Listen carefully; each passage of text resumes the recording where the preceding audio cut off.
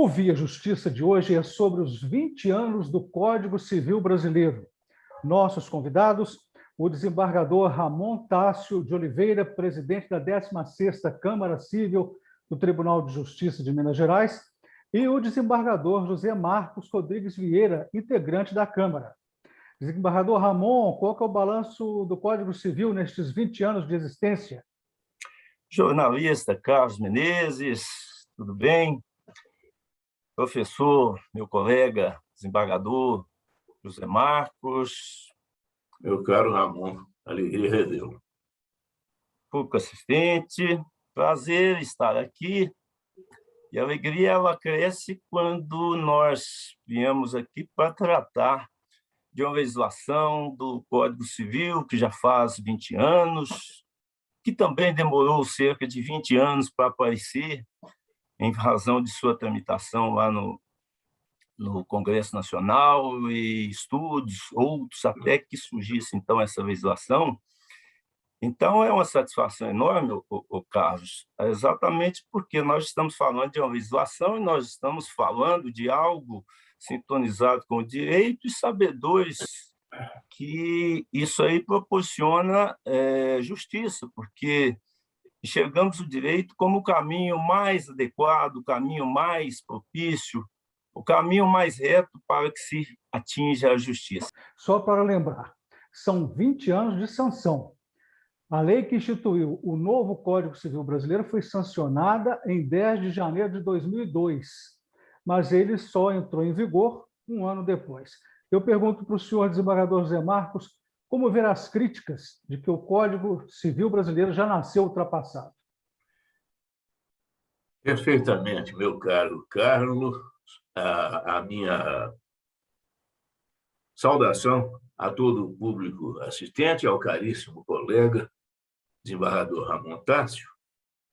O Código Civil, como dizia há instantes o grande colega, desembargador Ramon, já nasceu após uma tramitação legislativa de cerca de 20 anos. Mas eu vou além. Quando eu comecei a estudar direito, havia constantes referências ao anteprojeto do Código de Obrigações, de Caio Mário e Orlando Gomes, que era de 1965.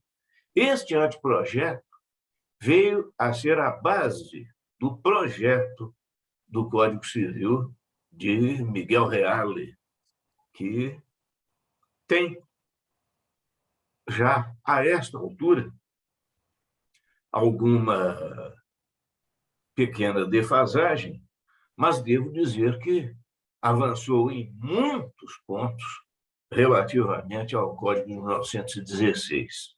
Inclusive, mais arejado, com uma linguagem mais acessível e procurando estar ao corrente das inovações da época que vivemos.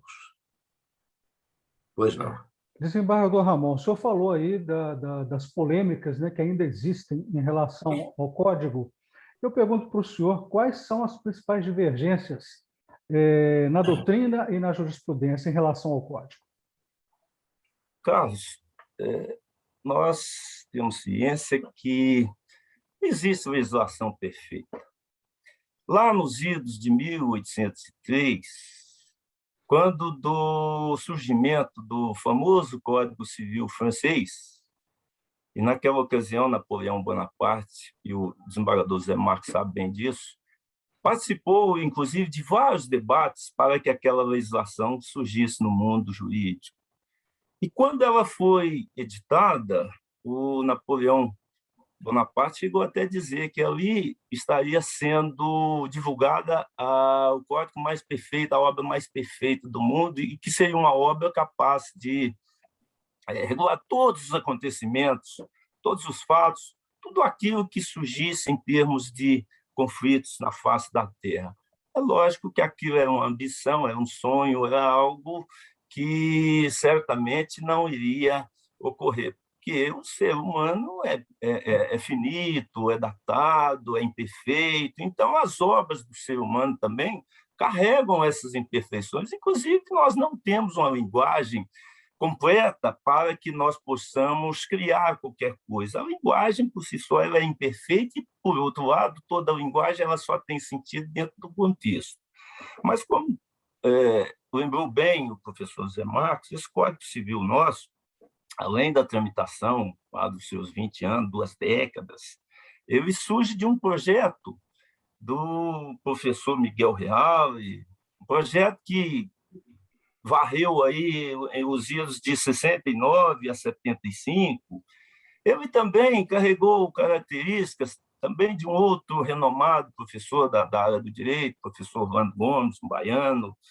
E, naquela ocasião, inclusive, o professor Orlando Gomes cuidou de uma parte do Código Civil em que ele deixou lançada aí características da elite da população brasileira. Talvez isso aí permeou o Código Civil. Isso aí talvez seja um dos fatores desfavoráveis. Mas, por outro lado, isso foi contornado, e eu vou dizer por quê. Mas antes também, muitos criticam esse Código Civil exatamente porque ele tem no seu texto muitos conceitos indeterminados, conceitos abertos, conceitos que propiciam uma interpretação mais flexível, uma interpretação que fica mais a cargo do juiz. Muitos até criticam porque isso aí abre uma margem enorme de espaço para o decisor, para aquele que vai julgar.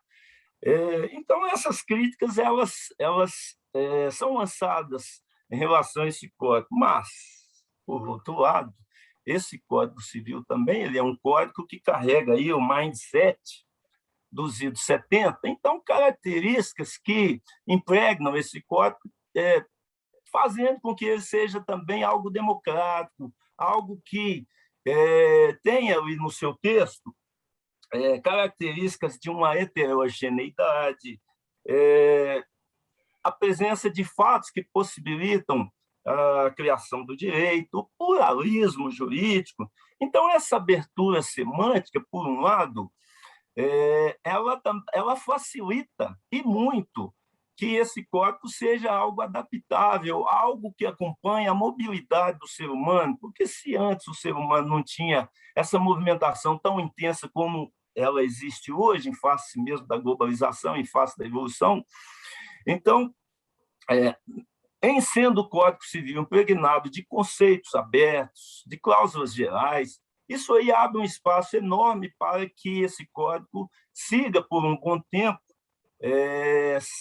sendo um referencial para a regência das ações, das vidas humanas aqui em nosso país. Desembargador José Marcos, desembargador Ramon, na Sim. fala dele, né, ele citou a influência das elites da época no Código Civil, na elaboração do Código Civil brasileiro. Eu pergunto para o senhor, afirma-se que esse código ele servia para a época do início de sua discussão. Mas e hoje? Ele serve para 2022? Um código tem a aspiração de ser uma lei estável. É claro que tudo no direito avança, e hoje, com uma velocidade muito grande, porque o acesso cada vez mais crescente da população à informação faz com que o nível de exigência cresça assustadoramente. Isso explica também por que motivo o código tende a ficar elitista e a legislação esparsa cubra toda a área por ele não abrangida. Como dizia há instantes atrás, o legislador faz de um código um pilar do edifício jurídico. Assim, Código Civil, Código Penal, Código de Processo Civil, Código de Processo Penal, Código Tributário.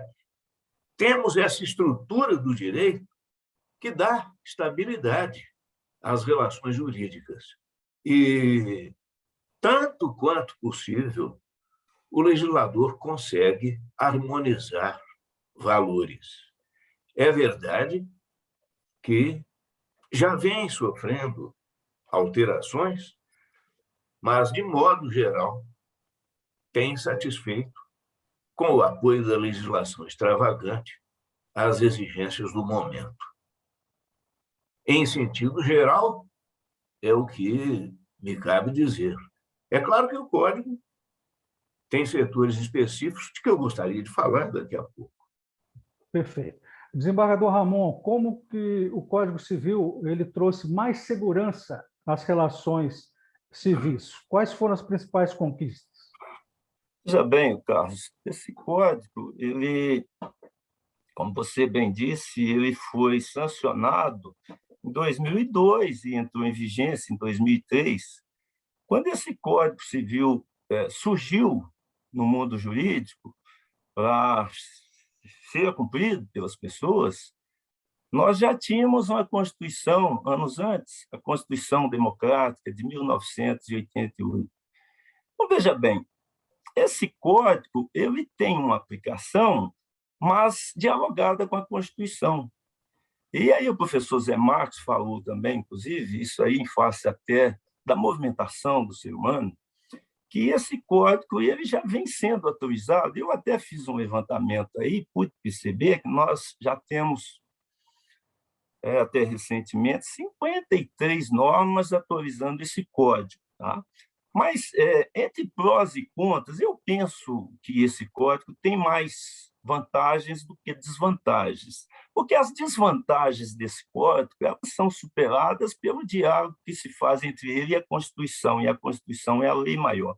Aí, veja bem, nesse diálogo com a Constituição, nós já temos aí você pergunta de conquista, de algo que está acontecendo no dia a dia. Eu digo para você o seguinte, hoje nós temos, por exemplo, em face aí do novo código, da interpretação dele coligada com a Constituição, e em face desse código albergar, tá? o pluralismo, valorizar a diversidade, valorizar as pessoas que aqui habitam na Terra.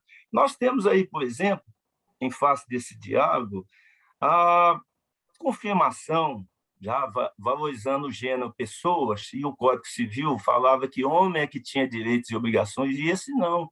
Esse ele diz, pessoa que tem direitos e obrigações, é a valorização do gênero, da espécie. Então, hoje nós temos, por exemplo, como uma conquista, em face da interpretação desse código conjugada com a Constituição, a presença do reconhecimento da união estável homoafetiva como entidade familiar. Eu posso apontar um outro ponto aí, a identidade do gênero como livre expressão da personalidade. O Supremo reconheceu aí há pouco, por exemplo, que é possível, inclusive, alterar o nome sem mudança de sexo. Nós temos aí, em face da aplicação desse código à Constituição, a convivência da paternidade biológica com essa paternidade afetiva. Isso é um ganho, né? Ao invés de um pai, só dois pais, né? Nós temos aí a igualdade, porque é uma realidade palpitante aí no nosso dia, a fins de direitos sucessórios entre o cônjuge e o companheiro, eles são iguais. Tá? Nós temos aí a possibilidade da reprodução assistida póstuma. Tá? Isso aí também é algo decorrente dessa linguagem que se faz interpretativa entre Código Civil e Constituição. O Código traz aí, até para efeitos de desburocratização, né, a possibilidade hoje da partilha amigável, a extrajudicial, melhor dizendo, a partilha extrajudicial, ao invés do percurso do inventário. Enfim, a função social da propriedade, num diálogo aí de Código e Constituição, ou seja, o mau uso da propriedade. Eu me lembro, inclusive, do caso julgado pelo Superior Tribunal de Justiça, em que não se deu o direito à indenização àquele proprietário que utilizava as suas terras para a plantação de maconha. Então, o terreno foi desapropriado e ele não teve o direito à indenização. Então, nós temos muitas boas coisas aí presentes nesse código. Desembargador, vamos falar um pouco mais sobre isso no próximo bloco. Nós voltamos em instantes. Via Justiça, no próximo bloco.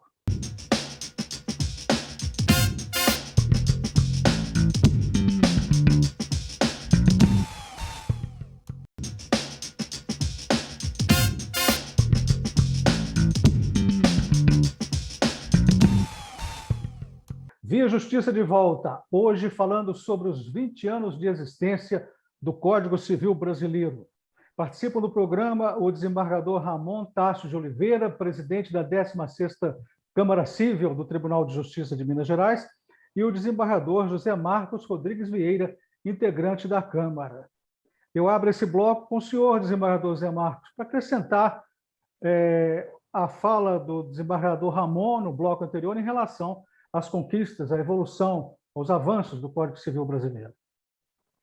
Um dos grandes avanços é a fixação da maioridade civil aos 18 anos de idade. Ela foi, no Código revogado, como é sabido, fixada aos 21 anos de idade.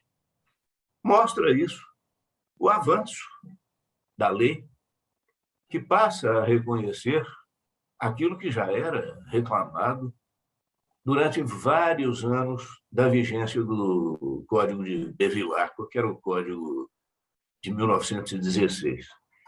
Em consequência, a emancipação pode ocorrer aos 16 anos de idade. Outro aspecto, também na parte geral do Código, são os prazos de prescrição. Como eu dizia, a viabilidade da informação é hoje muito maior e é mais do que justo que a pessoa tenha um prazo menor para dirigir-se a juízo, como também se torna viabilizado o acesso à justiça desde a Constituição de 88, verificando-se um aumento muito grande do número de feitos em juízo, exatamente por força da vocação democrática instituída pelo texto constitucional vigente. A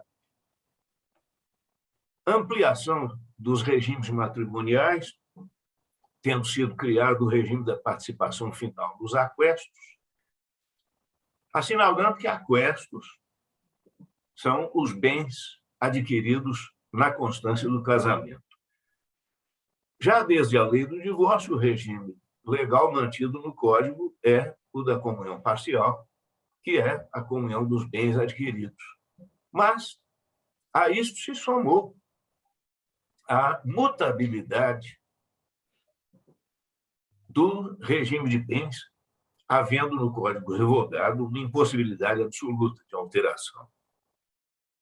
Na área dos contratos, o princípio da boa-fé torna obrigatória a atenção das partes, seja na elaboração, seja na interpretação das cláusulas contratuais.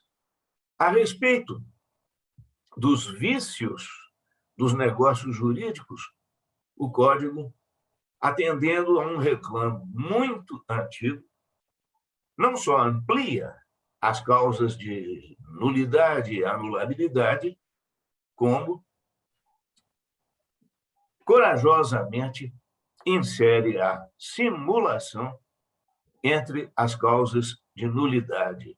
Um negócio celebrado, mas com a finalidade de constituir outro, usando-se um rótulo, um embuste, para dar uma aparência de legalidade, a fim de se obter um resultado ilícito.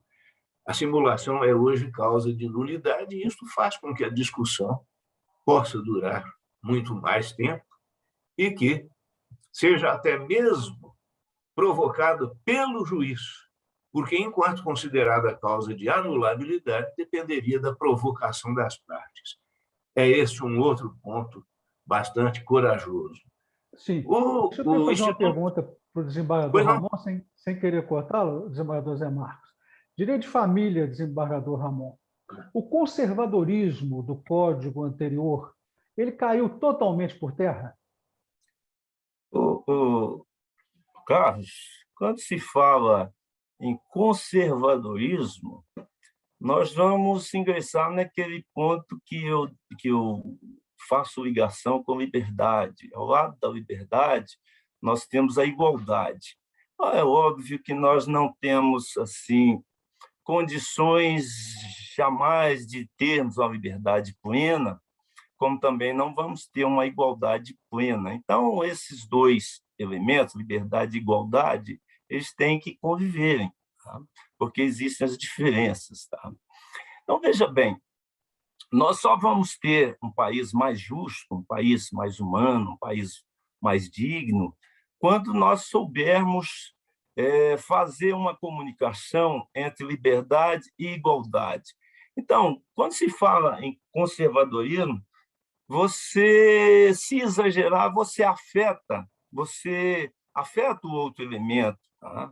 A liberdade, então, extrema vai afetar a igualdade. O que é que nós precisamos, então? Precisamos de harmonizar esses dois textos. Tá? Então, veja bem, a família ela é algo decorrente da realidade, do modo de viver das pessoas. Nós não podemos deixar de enxergar essa realidade palpitante. O direito acompanha os acontecimentos. O direito, então, ele tem que regulamentar isso, até porque eu interpreto o direito como um caminho para a justiça. Tá?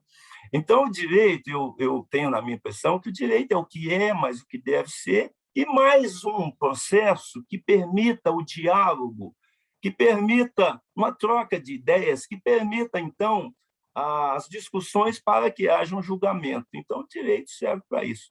Então, eu posso responder o seguinte, para concluir: nem tanto mar, nem tanto terra. Nós temos que harmonizar, saber que existem as diferenças, e nós temos que respeitar essas diferenças, porque elas são inerentes às pessoas. Desembargador Zé Marcos, no momento de ataques ferozes contra os chamados direitos humanos, o que o Código Civil coloca em relação ao tema? Quais luzes ele acende sobre a dignidade humana e a honra? Esta matéria, meu caro Carlos, está diretamente disposta na Constituição da República. O Código Civil estabelece a personalidade e traduz em termos básicos a realização dos direitos. E tanto falando aí da personalidade, não só da personalidade natural, como da personalidade jurídica, porque o Código também disciplinou a teoria da empresa. Agora, devo salientar que,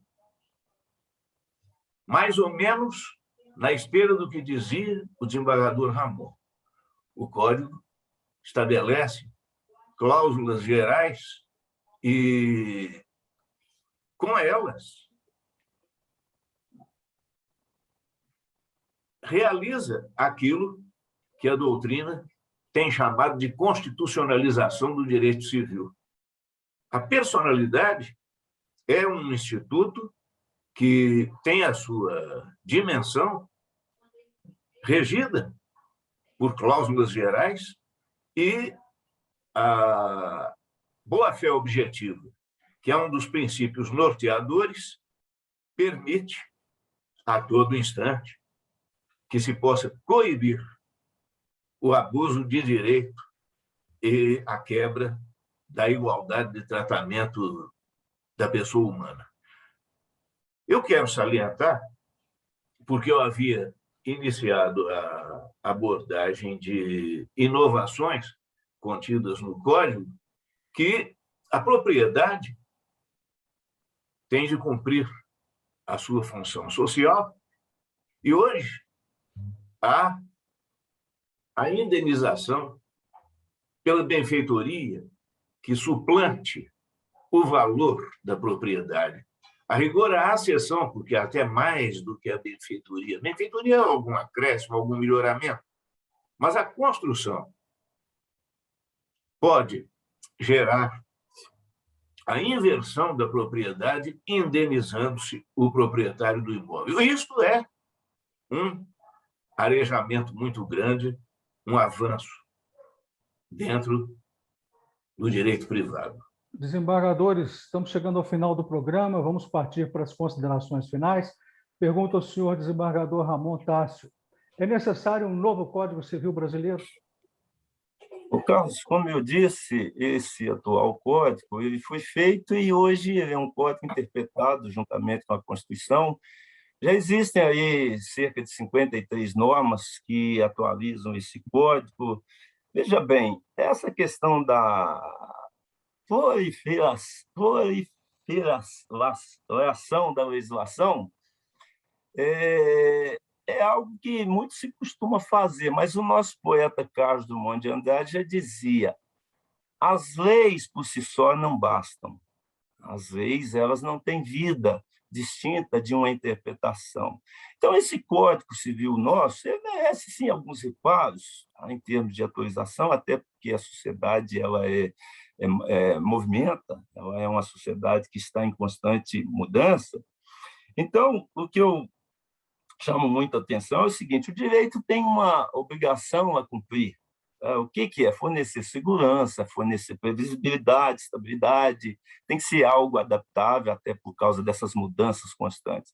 Então, eu diria o seguinte: ainda existem muitas questões boas presentes nesse código, então, um ou outro reparo, eu penso que vai ser o suficiente, porque nós temos que dar um sentido ao direito de modo que ele seja reflexo, numa decisão, de algo ligado à plenitude do ordenamento jurídico. Então, só um Código Civil não tem vida se não for interpretado dentro do contexto do todo do ordenamento jurídico. É isso que eu penso. Muito obrigado, desembargador Ramon. O senhor agora, Prazer. desembargador José Marcos. Precisa o Brasil de um novo Código Civil? Não, de maneira nenhuma. O Código considero excelente, avançou de maneira extraordinária relativamente ao Código Bevilacqua. É verdade, já tínhamos uma base muito boa e temos uma legislação que nos dá bastante segurança pela sua principiologia. A humanização do direito civil é algo fantástico, contido na lei vigente.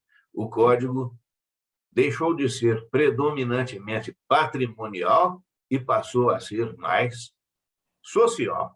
Temos esta grande distinção entre o Código de 2002 e o Código de 1916.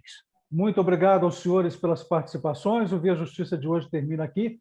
Nós conversamos com os desembargadores Ramon Tássio de Oliveira, presidente da 16ª Câmara Civil do Tribunal de Justiça de Minas Gerais, e José Marcos Rodrigues Vieira, integrante da Câmara. Nosso endereço para contato viajustiça@mages.com.br e acompanhe a gente também pelas redes sociais da Mages. Obrigado por sua audiência. Até o nosso próximo encontro.